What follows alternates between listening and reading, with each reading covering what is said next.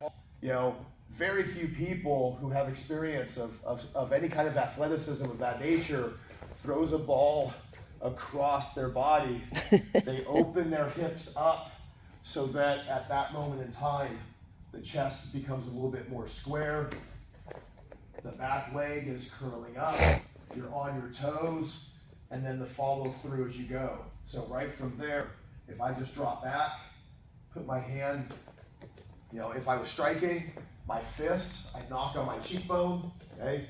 And then through here, if I point right at what I want, and then just pull my hand back in. Now we're in Jiu Jitsu, so all I do is soften up my hands instead of going in clenched fists. I just open up my palms, okay? Not palms to me, palms towards them.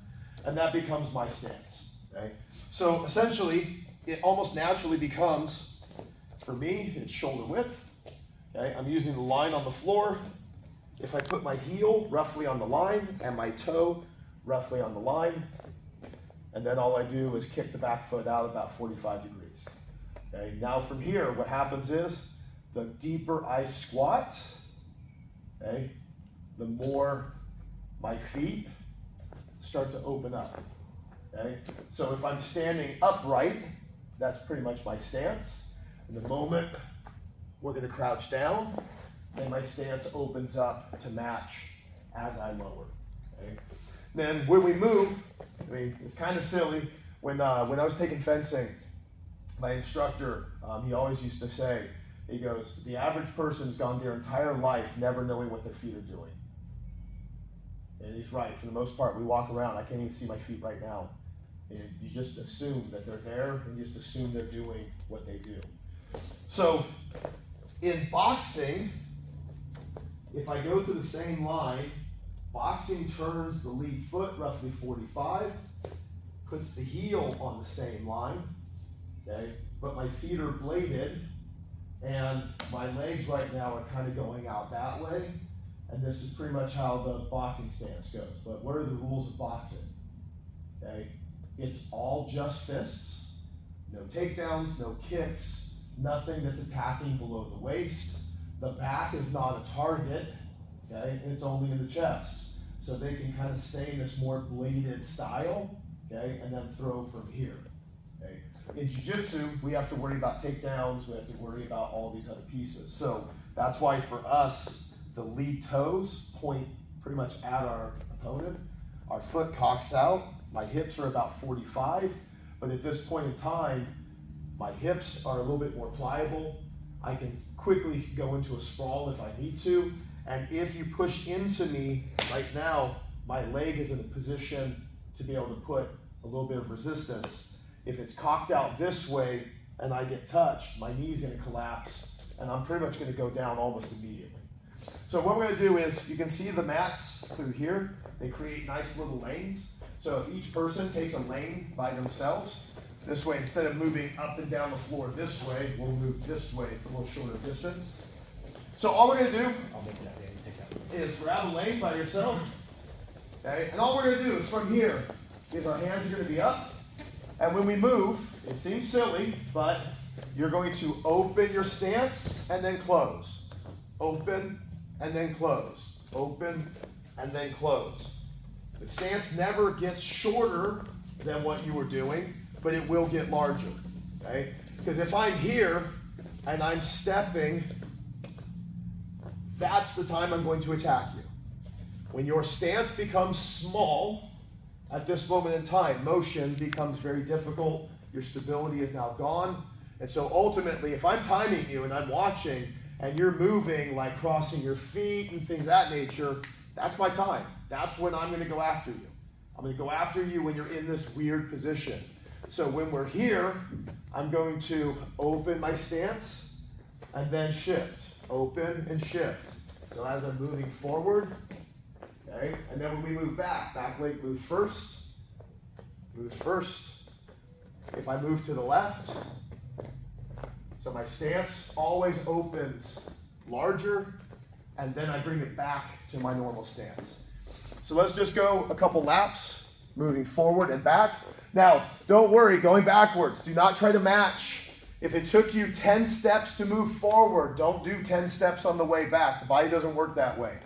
When I was taking Taekwondo, it always drove me nuts. They're always like, you have to land on exactly the same spot, but the body doesn't move exactly the same way, forwards and backwards. Okay, so if it takes you 8 to go forward, it might take you 12 or 13 to go backwards. So don't, on the way back, don't think you have to cover the same amount of ground. The body just doesn't work that way. Okay, when we're going forward, that's how we're built. Okay, so this will seem a lot more natural, and when you go back, it tends to be shorter. So don't worry about it if backwards feels like you're not moving as far. Okay, so let's make some motions forward and back. Grappling as opposed to striking. So now as we move, I'm going to start to squat down even lower. Okay, now the only way I can get down lower is by opening my base. The lower I go, the wider I get. Okay, so as I'm here and I'm standing fairly upright, the bend is always in the knees. The knees are never straight. Okay, so there's always a bend. But now, as I drop down, my base gets wider. Okay, my knees kind of flare to the outside. Don't go wider by making the knees go to the inside. My hips and my shoulders still stay one above the other. And what we're going to do now is I want to get into a position where now when I'm down and my hands are up, okay, all I have to do is a short little squat, and then I can touch the floor without needing to lean over. I can just drop my hips and just quickly touch the floor. Okay, so now again through here, we're in this upright position. Okay, and now squat. Okay, and then every time we say touch. Okay, again, if you're leaning, your base is probably wrong. If you're in that big straight line, more than likely you have to lean to touch. If your base is nice and wide, you literally just squat to make your touch. Okay? So get in your stance. What are we defending in Jiu Jitsu? We're defending takedowns and things of that nature. Okay? And that's where, when the weapons change, the rules change. The weapons dictate the rules. Okay? And then the rules dictate the weapons. If all of a sudden they said, well, you can throw a kick now, I'm probably not in that crouched lower position, okay? Because at that point in time, the rules just changed, the weapons changed. So now I'm probably going to come back up, and I'm going to be a little bit taller so I keep my head away from their feet. But in here, we're only dealing with grappling.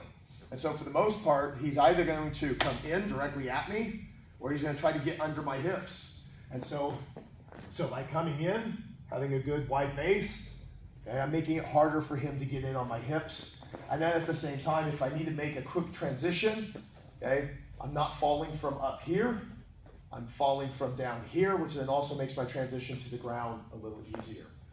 So now, we're going to start by going backwards. So I'm going to be here, I'm going to start to move, and then I'm just going to collapse to my knee. When I collapse, my heel tucks under my butt, okay? When I was younger, if I went this way and then all of a sudden I collapsed, you know, we used to do hurdler stretches and things of that nature. Right now, do that with another human being falling on top of me, my knee and my hip are probably gone at the end of the transaction, okay? So we protect ourselves and just get used to it so that as I fall, my foot curls in. So now, if I go down, my foot clears my hips extremely fast. There's no pressure on my knees or on my hip at all. And at that moment in time, okay, I'm not injuring myself in the process. So then as soon as I go down and I'm here, my hands stay up. In this case, I'm going to roll to my shoulder. And then I'm going to come back up into my combat base. Okay, once I'm here, my frame is up. My elbow's touching my knee, and my hand is framed into the floor. Now from here, we're going to go into what are called squids. So from here, this foot does all the work, and I want you to pretend that you injured your leg. You can't use it at all. Okay? And I can say this with all honesty because I've done it. You know, I jacked my knee up. In one case, I tore my calf, and I couldn't put pressure. And so you got to take yourself, get yourself off the floor, get yourself off to the side or whatever. So from here, again, act like this leg is injured and you cannot use it. So from here, foot in the ground,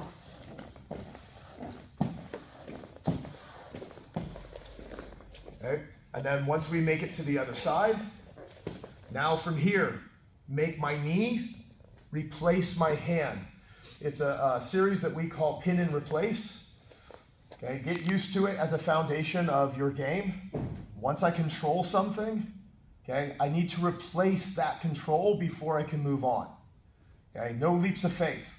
So from here, if I took my knee and pulled it here, okay, this has not replaced my hand. So right now, I'm literally laying over and my hand is still weight bearing. And so for a moment in time right now, I'm a sitting duck, okay? When I'm here and I replace, my hand, the moment my knee comes back, my hand can come up. My pin has now been replaced. My post has now been replaced. This is gonna be a repeat theme. We use the motion to basically teach the fundamental, but that's one of the major fundamentals, okay? When I grab something, I will grab, double grip, so that now I can let go, and this one will hold ownership. Frame, replace the frame, so that my hand can come up and I still have the same base. Make sense? All right, so let's turn around. So now we're gonna step back. Let's go 2 steps. Drop to your knee. Tuck your foot under your hips. Fall to that butt cheek. And roll to that shoulder, not to your spine. Okay? And then sit up and go into your frame. Again, act like that right leg is injured. Act like you banged up your knee or your hip or whatever. So from here on your side, just slide, slide, so you can get to the other side of the room.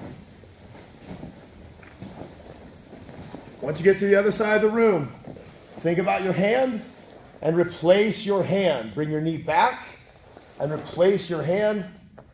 That means now the knee becomes load bearing and the hand can come up immediately, guns blazing, to make sure if there's a threat in the room, okay, at that moment in time, he's gonna run into something, or I can collapse if I need to. All right, let's turn around and do my example for everybody. Show me it.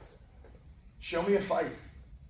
Show me a live example of when somebody has done it with a threat immediately in front of them. It doesn't happen. Tens of thousands at this point in time, probably 100,000 MMA fights. Show me one. Show me how many times somebody's gotten up to their knee. I'll show you, probably thousands of times just in the room, framing up from half guard, things of that nature, getting up to one knee. One knee then opens up the door and gives me a lot of options. But in a live situation, show me the surfer hop. I mean, it looks good on paper and it looks good in practice, but show me the real application. It doesn't happen. And so if it doesn't happen, get rid of it. It's not something to rely on. At the same time, I don't want to get up and be like this, looking at a threat barreling down on me, okay? If I'm here, if the threat is a good threat, and he continues to move forward, I can always drop back to continue back to guard, okay? But if I'm here, and all of a sudden he bowls me over, even pulling guard can be tough. Okay? Now the other part is when we go to the ground, when we fall, is don't slap. If I go in and I'm falling, my hands are staying always right here until it's time to post. Same thing, the way I was taught was falling down, slapping the mat, everything else. Show me an Olympic judo match. Again, this is the highest level, the highest expression of the art where it comes from. Show me an Olympic judo match where they're slapping the mat at the end of a throw. I don't do it, I never have. I did it in practice, but in a live match, I'm holding on to my partner and I'm trying to steal the throw from them at the end. Or imagine you're holding on to something that's valuable to you, okay, that's very fragile, and you're falling, okay? At that moment in time, I'd rather fall with good falling mechanics than to think that I have to let go to slap the mat, and now whatever this precious thing was that was in my hands is now probably broken, okay, when I never needed to. So when we fall to the ground, okay, to me, the whole point of the slap was to keep you from spiking your elbow or posting your hand. So if you just think about it like that, just keep your hands. Then it starts to make a lot more sense, and especially as you start to play a little bit more. I'm still manipulating you as we're falling. When you hit the ground, I'm stealing your throw, okay? And if I were to slap the mat, I'd never get any of it because I would lose half of my grip, okay? So now, when we go back, fall down just a little bit more aggressively. So again, as we're walking, okay, we can just collapse. Again, I collapse to my knee, collapse my foot under, fall, and then come right back up. And then through here, replace, and up, okay? We should be able to, through the exercise that we've just been doing, okay? But if I'm laying on my back, okay, through here, if you try to sit up straight, you're gonna struggle. It's just the way it is, okay? Through here, if I wanna get up, best bet, pick a side. Which side do you wanna get up to? So from here, first thing I'm gonna do is I'm gonna cock my hip slightly to that side. I'm gonna get up to this way, so my hip is gonna go that way, okay? Turn slightly to my side. As I lean, drop my elbow to the floor, and then sit up, back into our combat base, okay? Then I'm gonna collapse down and go flat. Cock my hip. Notice I'm not moving my feet, just take my hip, and pre-stage it. Drop my elbow to the ground and sit up. Turn my hip and sit up. Turn my hip and sit up. Look at my feet. My feet aren't even moving, but yet my hip is playing this baby shrimp. It's a little bit of the turning of the hip that pre-stages me to the direction I want to go. So when I'm here, turn that hip. You see how that knee is already starting to almost like lay at the ground. Elbow to the floor. And then just sit up. Lay back down through here. Turn that hip to the other side and get up. Turn that hip. Turn that hip. So that's the difference between turning and rolling. Okay, it's a big difference. Rolling covers distance. Turning is stationary. Turning stays where it's at. Rolling will travel from one side to another. Okay? So grab a section of the mat and let's hit a couple of those little sit-ups or the Kimura sit-up.